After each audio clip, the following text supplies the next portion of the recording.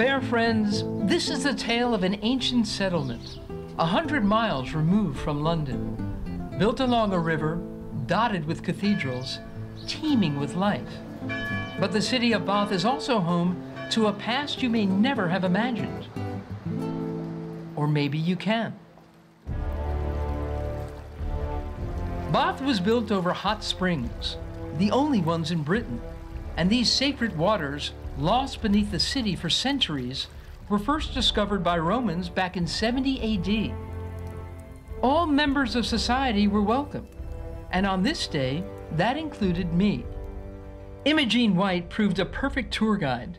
She grew up nearby to what is now a World Heritage Site, and she explained that the baths soothed both muscles and spirits, and that the goddess of these thermal springs, Sulis Minerva, was worshipped here.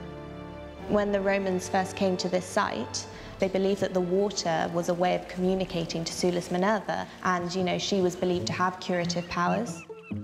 Tell me about the curses. Okay, so basically what the Romans used to do is they used to write curses onto little bits of lead, and they threw them into the sacred spring, believing that Sulis Minerva would read the curses and be able to grant them for them. Did someone steal your toga while you bathed? Call on Sulis Minerva to blight the thief. They were quite vicious. There's a particular curse that they found which apparently said that the culprit deserved to lose his mind and his eyes. What was stolen? I think it was a pair of gloves. Wow, they weren't messing around, those Romans. No, they weren't. After the Romans left, the site was just lost. It was abandoned, and a few hundred years later, people would have just forgotten it existed. In the Victorian times, there were some people living in houses, sitting on top of the bath. One day, they sort of noticed warm water filling their basements, and they basically called the council and had it investigated, and it was discovered that there was actually a great Roman bath sitting underneath their houses. And if you've read Jane Austen, you'll know that it was a very popular thing to come to the pump room and take your water.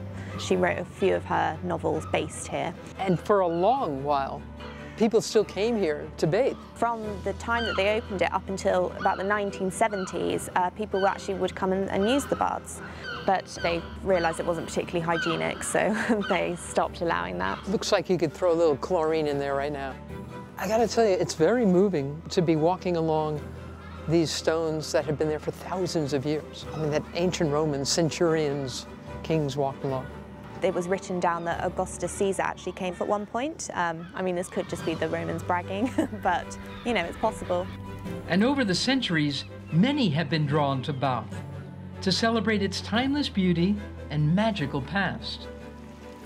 You should think about visiting Bath too, and let this wondrous place wash over you.